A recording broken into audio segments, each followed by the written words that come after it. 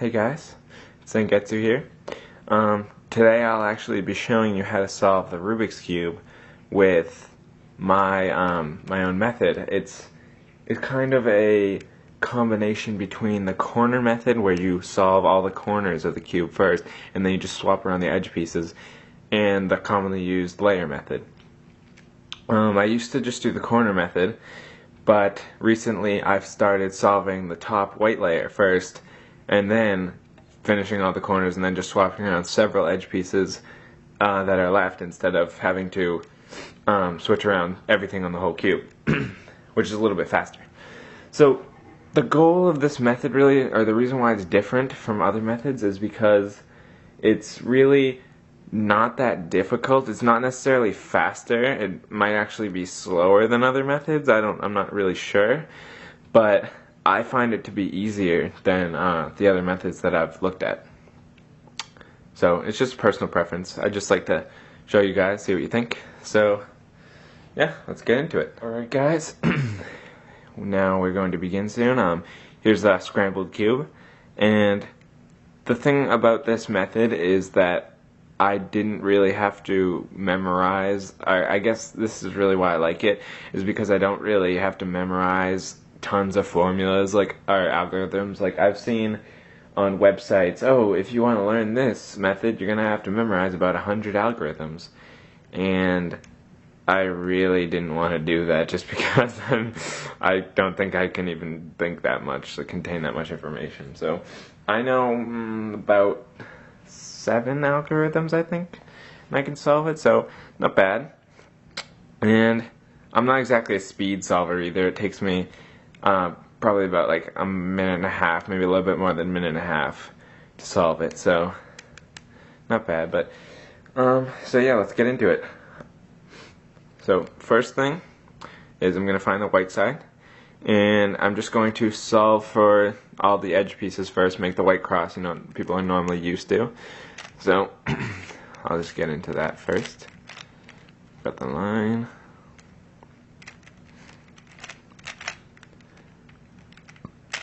And then, alright, so I have the white cross.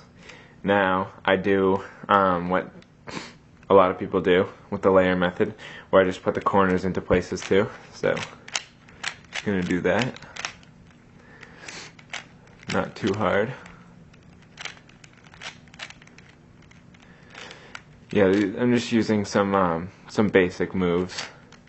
Most people should know these. Just slide it in there, line it up with the center, turn it down, just slide it in. So that's all I'm doing right now. And so now that I solved the white side, instead of moving on to the second layer like what most people do, I'm going to flip it upside down and solve for this opposite side here. So there are 7 different possible situations for what the corners could be on this, and really I've only memorized 1 algorithm out of the 7, one for one situation. But the thing about it is that you can really use it in any situation, and it should just change the corners until you can get it into the right spot where it actually will solve all the corners. And right now I've actually gotten lucky where I have it in the situation here, where you have the right top left corner is in its place, while the other 3 are not. And so I will do the move now. I have it written in the description below.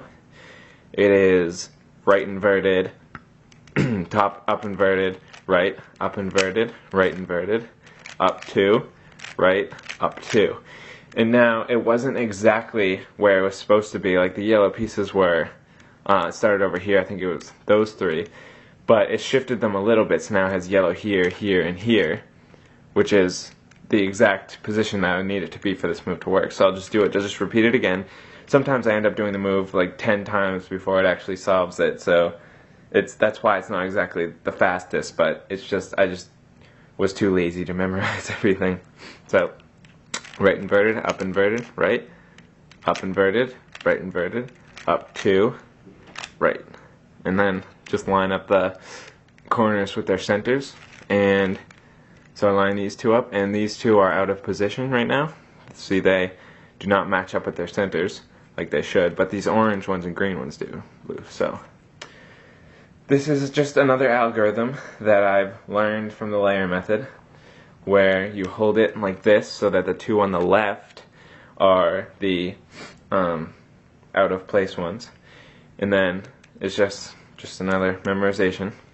Right two, back two, right, front, right inverted, back two, right, front inverted, right.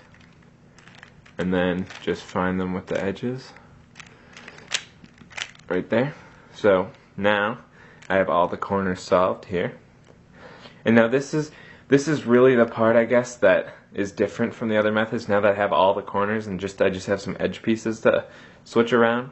So what I do here is I look at all the sides, all the faces of the cube, and I always just think I either want, let's take the orange side, for example. I either want a red or an orange piece as the edges. I don't want any other color. So, right here, I have a red, so I'm good. Here I have a green, so I'm bad. But the yellow piece has a yellow, so it's okay. So the yellow, like on the yellow side, I either want yellow or white. So because this has a yellow, it's okay that this one's wrong. Here, I have a green, so it's wrong. And does the blue have a green too? No, that's impossible. You can't have two greens. So I have a red that I can switch it with. So I want to flip this piece around, because then that will give blue its opposite too, green. So that would be good. So I want to flip this piece. This is a key piece. And now I need to find another piece that I want to get one of its colors in, which is right here. I can say I want yellow to be on the yellow side.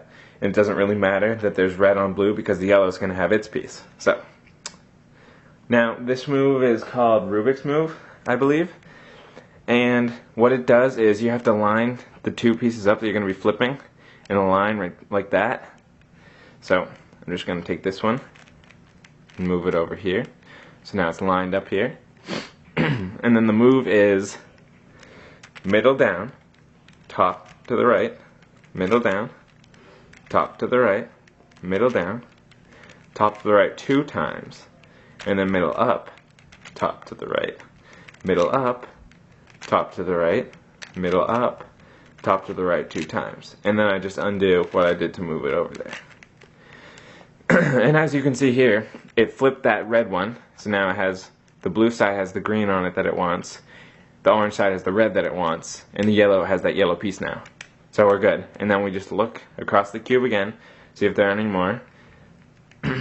Just looking now, you can see obviously, you want to flip this piece, get the yellow here, and you want to flip this piece because green wants blue and red wants the orange. So I just do the same thing I did before.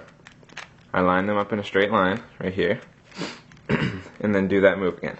Middle down, top to the right, middle down, top to the right, middle down, top to the right twice. And then middle up, top to the right, middle up, top to the right, middle up, top to the right twice. And then just undo what I did before to get there. And so now I have this. This is another. Now that I fixed all the edges so they look better, now I have one move that I use several times here, where I take any color that has its opposite on it, and I'll take this one for example. So the opposite of green is blue, so I'm going to see this, and I'm saying, oh okay, so this piece wants to go between the blue and orange center here. So that would be right there. So you want this piece to go here. So how are we going to do that? Well, we take this opposite here, and we see the other color on it, and we flip it around and line it up with its center here. And then what you do is, now as you can see, that piece just wants to go up, straight up here. That's where it is. So it just wants to go up there. So now what you do that's lined up is you put both pieces down on the bottom, and then you just spin it around. That puts it into place. Put it back up, and there you go. So it messed up some other things, but it's okay in the end. It just helps. It's fine. It doesn't really matter. That messes a couple other things up because they'll cancel out in the end and it'll work. So now I find another piece that has the opposite. So right here, the opposite of green is blue. So I want to switch this piece. But I don't have to line it up with anything because it's already lined up with the center. The reason why I moved the other one to line it up is because it wasn't already like this. So we already have we don't have to move right now, so we just do the move straight from here. So you want to put it up there, so you move it down, spin the bottom twice, and then you move it back up. And then you just line up the corners again. So we're getting close now. Now, you can take this opposite, switch it there, same thing, flip it up, and then here's one, opposite of white is yellow, line it up with the green center here, and then do that move. So here's another situation where you want to use Rubik's move, because now this piece you want the orange on the orange side.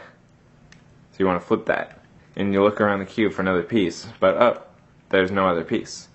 So you're going to have to leave that for now until another piece appears, which it will unless it solves itself. We'll find out. So now we just go back to the other move we were doing. So opposite of green is blue, so you line it up with the yellow center. You want to switch it up there. Middle down, bottom twice, back up. And then, oh, look, you want the red here. So here's a piece. Is that piece still there? Yes, it is. So you line them up in the line right here, right there.